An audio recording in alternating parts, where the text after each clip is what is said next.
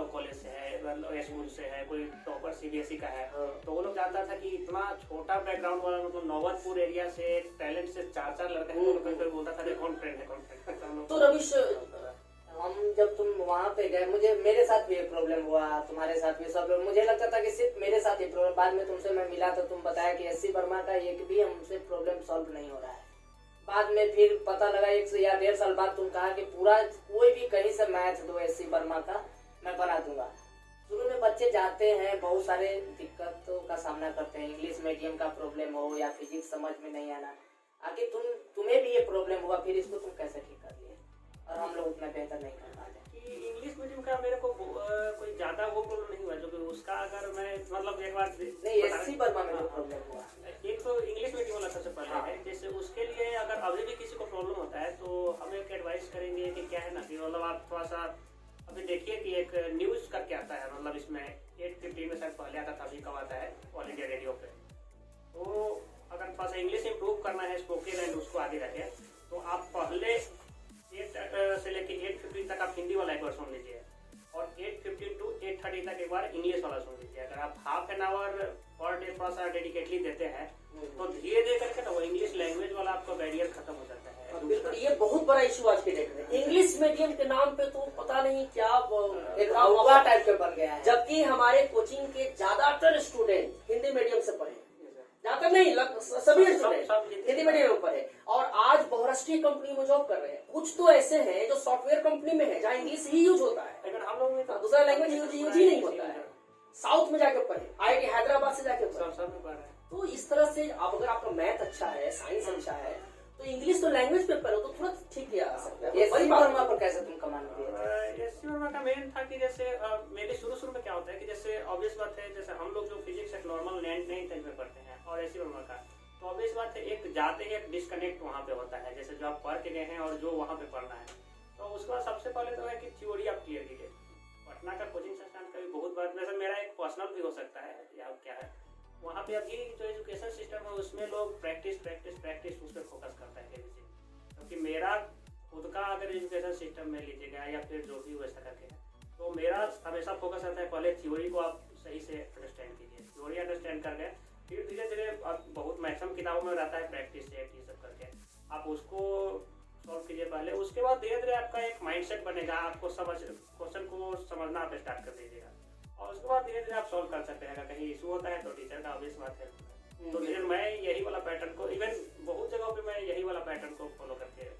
जब तुम यहाँ से गए या हम लोग गए थे, तुम ज्यादा बेहतर बता सकते हो, यहाँ से गए थे तो तुमको इतना दिक्कत, तुमको क्या फील हुआ कि टैलेंट में पढ़ने का या टैलेंट का क्या वहाँ पे रोल रहा कि नहीं आसान हुआ या फिर कुछ इस तरह का प्रॉब्लम जो यहाँ बेसिक दिया गया उसका क्या बेनिफिट है? या जनरली बेनिफिट तो बहुत अच्छा था, क्योंकि 10th तक का हम लोग का एक टाइप से 8, 9, 10th जो यहाँ पे एजुकेशन हुआ, तो मतलब थ्रू आउट हम लोग का इवन 10th में कॉन्फिडेंस लेवल इतना हाई रहता था कि मतलब इवन इसके पीछे लगता था मनीष से इतना बार चर्चा की है IIT NIT, लेकिन दिमाग में पूरा बस एकदम ड्रीम। एक बार BBC का एक आ रहा था कुछ पर्सन जिसमें सब कॉलेज का दे रहा था, उसमें हम भी लोग भी सुने थे, तो वो एक माइंड मेकअप पे भी एक रहता था। वो भी दूसरा क्या है कि जैसे यहाँ पे मेनली पढ़ाई पे जो फोकस रहता है, डेडिकेशन रहता है, जैसे सिलेबस खत्म हो रहा है प्रॉपर, अगर किसी को जरूरत है तो प्रॉपर गाइडेंस मिल रहा है एज पर, मतलब ऐसा भी नहीं है जैसे बहुत जगह होता है काम करो ऊपर वाला को थोड़ा सा बढ़ा दो, नीचे वाला ठीक है पास भी कर देगा।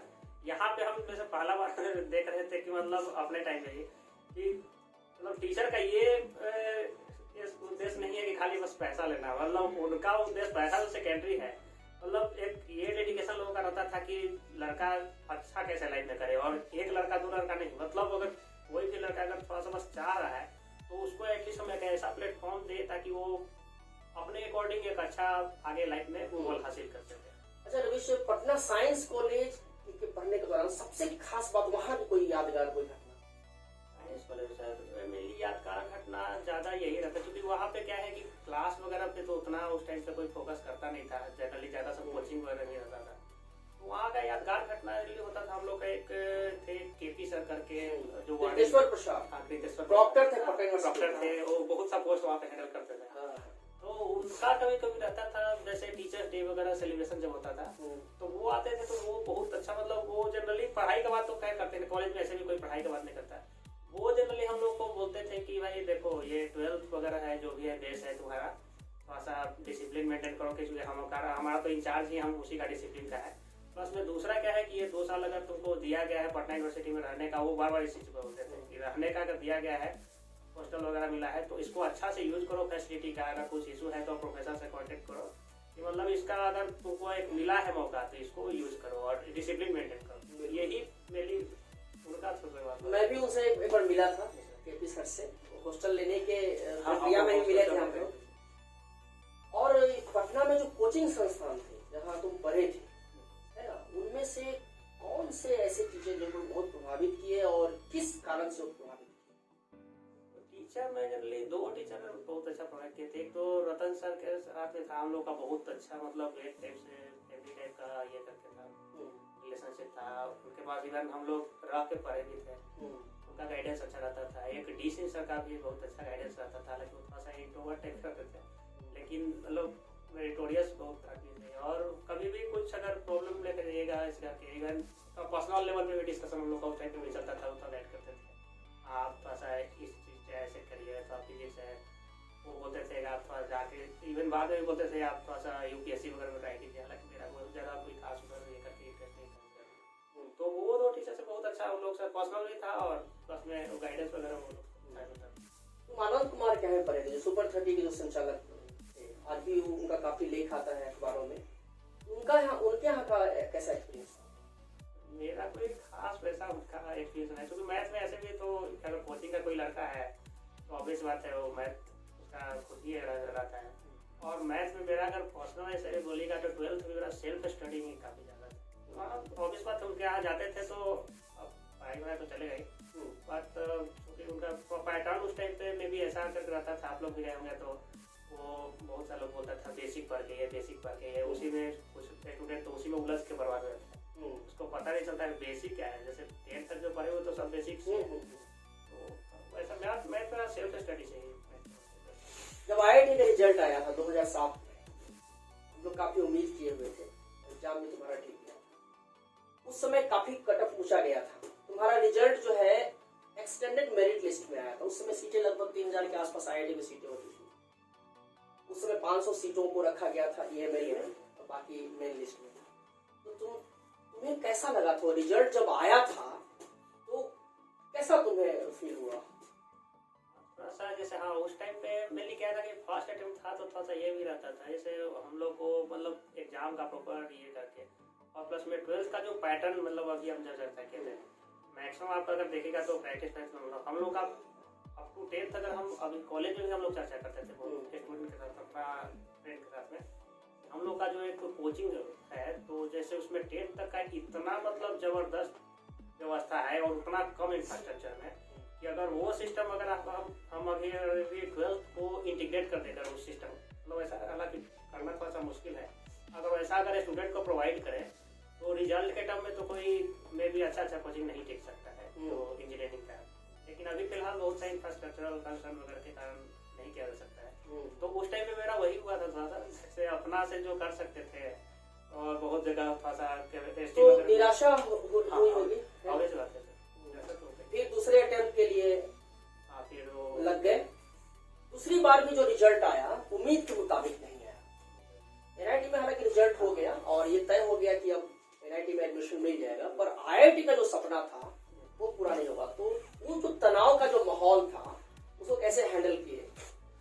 जनरली वो तो हैंडल करना बहुत मुश्किल होता था, क्योंकि जैसे फैमिली का लोग एक अलग, वो लोग मान के चल रहा था कि अरे अब तो सब खत्म हो गया, तो वो लोग को बहुत ज्यादा पता ही सब था नहीं। वो सुन लिया कि एक बार अच्छा उधर रिजल्ट नहीं हुआ, तो बहुत लोग तो ये भी फोन करके बोला कि अरे ठीक है तो कोई जरूरत है कि मतलब पढ़ाई लिखाई से ही आदमी देखा कितना वो आदमी है उधर ड्राइव भी कर रहे तो कह रहे इतना ज्यादा खराब नहीं हो गया, मतलब ऐसा करके मान होना चाहिए। मतलब बहुत लोग एग्जाम्पल देखाते थे कि वो इधर मतलब ये जो काम कर रहा है वो काम कर रहा है, बोले कि नहीं वो ऐसा करने का जरूरत नहीं है, वो थोड़ा सा गड़बड़ हो गया है, मतलब ऐसा नहीं है कि खत्म हो गया है। तो हैंडल करना बहुत मुश्किल था। आपको याद है उस दिन क्या होता है कि हमारे पापा दिल्ली गए थे, तो उधर से जैसे सही ऑब्वियस बात है बाहर से आदमी आता है तो मिठाई वगैरह लेकर आता है, और उसी दिन पता चला कि रिजल्ट आ गया।